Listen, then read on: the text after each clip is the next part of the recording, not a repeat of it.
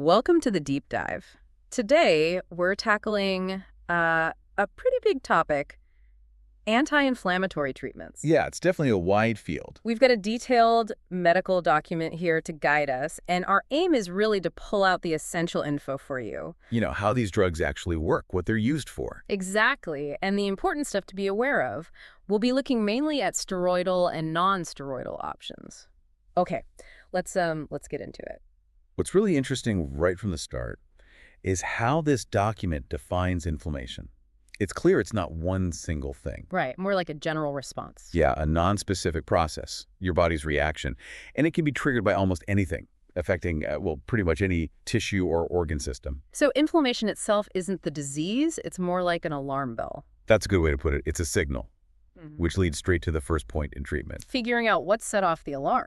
Exactly. The priority the document stresses is always find and treat the underlying cause, if possible anyway. And sometimes that's simple, like it mentions compresses for mild symptoms. For sure. A cold compress for a little bruise, maybe. Yeah. But for more significant stuff or things that keep going. That's where the meds come in. Right. That's when you start looking at medications to manage the inflammatory response itself. So these anti-inflammatory medications, generally speaking, what are they actually trying to do in the body? Their main job is to prevent or at least reduce the intensity of that inflammation, kind of turn down the volume on that alarm system we mentioned. Okay. And many of them also help reduce fever, if that's part of the picture. And the range of conditions they're used for seems huge. It really is. The document lists things like allergic rhinitis, even severe reactions like anaphylaxis. Then longer-term things like ankylosing spondylitis, Crohn's disease, contact dermatitis. Even things I wouldn't immediately link, like glomerulonephritis, kidney inflammation. Yeah, and Hashimoto's disease, which affects the thyroid. Even peptic ulcers and ulcerative colitis are mentioned in some situations. It's incredibly diverse. Okay, let's dive into the first major category then. The steroidal anti-inflammatories. Glucocorticoids. What's the basic idea here? Well, essentially, these are lab-made versions of a natural hormone your body produces, cortisol. Which comes from the adrenal glands. That's right, your adrenal cortex specifically. It makes cortisol, which is a glucocorticoid, and also aldosterone, a mineralocorticoid. Aldosterone, that's more about salt and water balance, right? Exactly. But both of them, cortisol and aldosterone, are vital for helping your body adapt to stress, injury, illness, you name it. Okay, so these drugs are mimicking cortisol. How do they actually work to calm down inflammation? The document gets pretty detailed here. It does. So when you take these drugs, you get concentrations in your body that are higher than what your adrenals would normally put out. Non-physiological levels. And that's the key. That seems to be the key. At these higher concentrations, they suppress basically all phases of the inflammatory reaction. All phases, like what? Like the initial leaking of fluid, the exudation, then the later stage where new cells grow in the area, the proliferation, and even scar formation. Wow. And at really high concentrations, they can be powerful enough to tackle severe inflammation, like you see in some cancers, bad asthma attacks, or severe arthritis. That sounds incredibly potent. What's going on at the molecular level? Okay, so there are a few things happening. They trigger the production of proteins called lipocortins. Lipocortins. Yeah, and these lipocortins then block an enzyme, phospholipase A2. Okay, phospholipase A2. Why is that important? Because phospholipase A2 is like the gatekeeper. It releases something called arachidonic acid from your cell membranes. And arachidonic acid is bad. The starting material for a lot of inflammatory mediators, the molecules that drive inflammation. So by blocking phospholipase A2 with lipocortins, You stop the arachidonic acid release. exactly, you cut off the supply. They also help form other proteins called annexins, and they even interfere directly with the genes that code for pro-inflammatory proteins, Like which ones? like phospholipase A2 itself. COX enzymes, we'll definitely get to those with NSAIDs and the IL-2 receptor. It's all about reducing that arachidonic acid release and stopping the production of things like prostaglandins. Prostaglandins. Yeah, Major players in inflammation. definitely. So steroids hit the process at multiple points. Very effective. It sounds like they're not just masking symptoms, but really getting into the machinery of inflammation. Now, something else the document brings up is how taking these synthetic glucocorticoids affects your own body's cortisol production. Ah, yes. That's crucial. It's a feedback loop. Okay, explain that. So when you introduce these external steroids, your body senses these high levels. This sends a signal back up the chain. To the brain. To the pituitary gland first, telling it to make less ACTH, and then to the hypothalamus in the brain, telling it to make less CRH. And ACTH and CRH normally tell the adrenal glands to make cortisol. Precisely.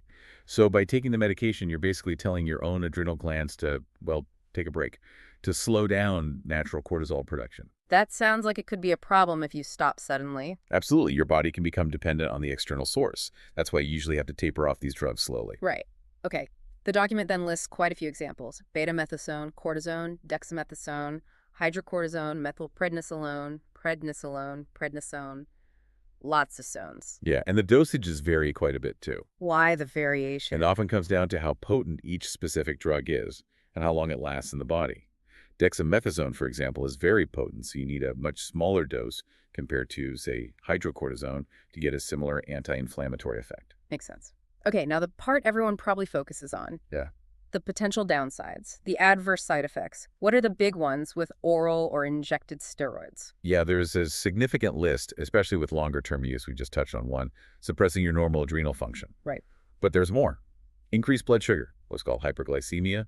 Mood changes can happen, cataracts in the eyes, peptic ulcers, electrolyte imbalances, and weakening of the bones, osteoporosis. That's quite a list. Is it different if you only use them for a short time? Generally, yes.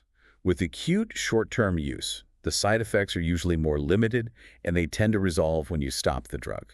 But long-term use is where the bigger risks come in. That's right.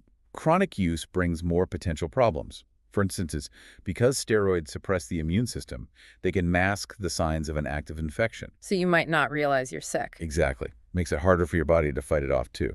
And long-term use can lead to a state that mimics something called Cushing's syndrome. Cushing syndrome. That sounds serious. What does that look like? It's basically the effects of having too much cortisol in your body over time. The document lists quite a few signs. Such as? Reduced resistance to infection, wounds healing more slowly, peptic ulcers might not heal properly. Okay. Metabolically, you can see increased glucose production, so higher blood sugar. The body might convert more glucose to fat, leading to deposits in the face, the classic moon face, and on the back of the neck, the buffalo hump. There can also be protein breakdown, causing muscle weakness or wasting. Growth can be stunted in kids. Salt and fluid retention can lead to high blood pressure. Swelling, maybe low potassium. Wow. Yeah, and then osteoporosis, like we mentioned. Plus, significant mental changes are possible. Anxiety, euphoria, insomnia, depression, even psychosis in some cases, and poor healing in general. That is a lot. It really highlights that these are powerful tools, but the potential cost, especially long-term, is really substantial. Absolutely. The risk-benefit calculation is critical.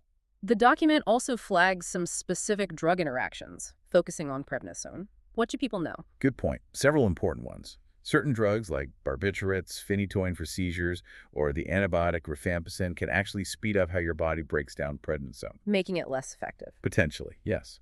On the other hand, combining prednisone with things like amphotericin B, which is an antifungal, or diuretics water pills, or even senna, the laxative, can increase potassium loss. Okay, that's important for electrolyte balance. Definitely. And since prednisone can raise blood sugar if you're taking anti-diabetic drugs, the doses might need adjustment. It's a clear reminder these aren't drugs to take lightly or without considering everything else you might be taking. Okay, let's shift gears. Let's move to the other main category. Non-steroidal anti-inflammatory drugs, NSAIDs. What's the general idea with these? Okay, NSAIDs. Generally, unlike the steroids, these are known for having a combination of effects. Three main things. Usually, yes.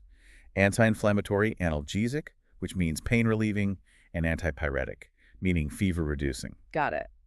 The document breaks NSAIDs down further, starting with salicylates, aspirin territory. Exactly. Acetylsalicylic acid, where aspirin is the classic example. Salicylates work primarily as non-selective COX inhibitors. COX inhibitors. Okay, what's COX? COX stands for cyclooxygenase.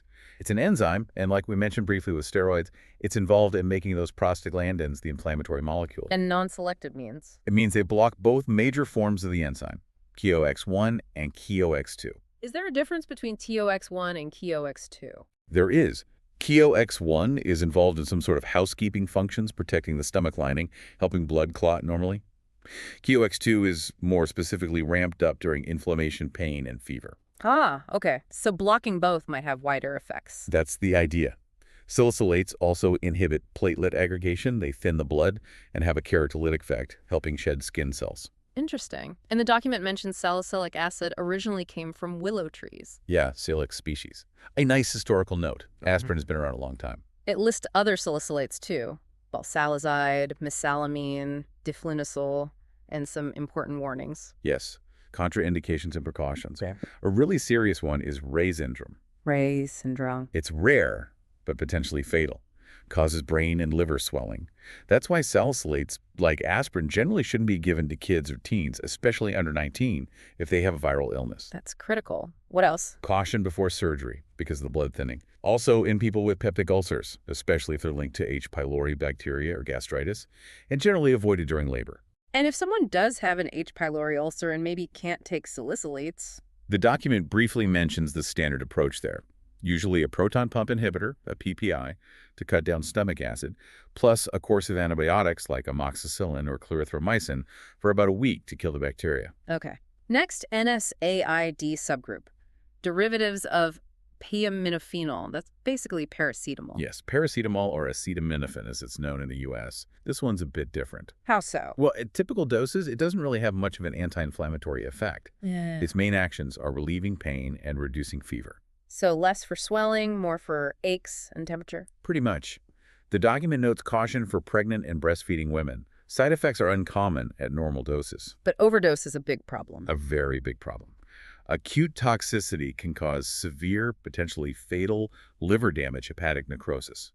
Symptoms include nausea, vomiting, chills, abdominal pain, headache, and a type of anemia are also listed. And interactions. Paracetamol seems pretty common. Do we need to worry? Yes, there are some key ones. Mixing it with warfarin, the blood thinner, can be risky. Paracetamol can inhibit warfarin metabolism, raising its levels. Increasing bleeding risk. Right.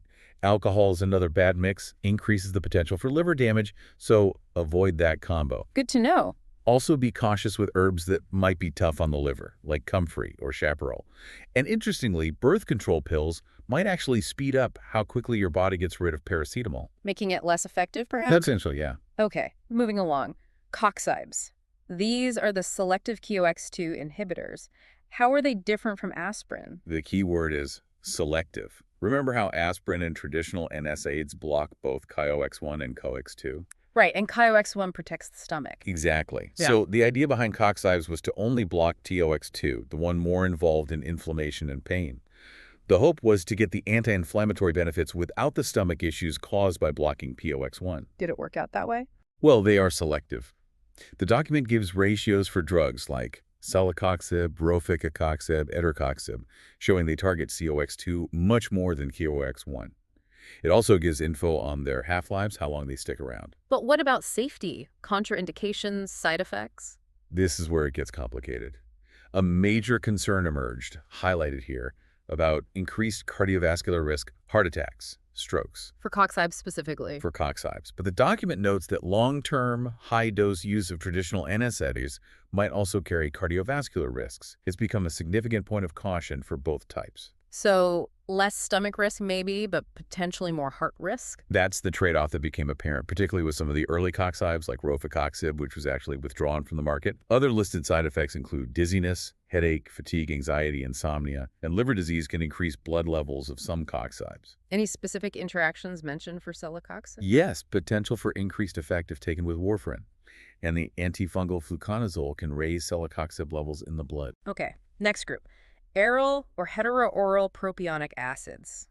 Ibuprofen is the common one here, right? That's probably the best known example, yes.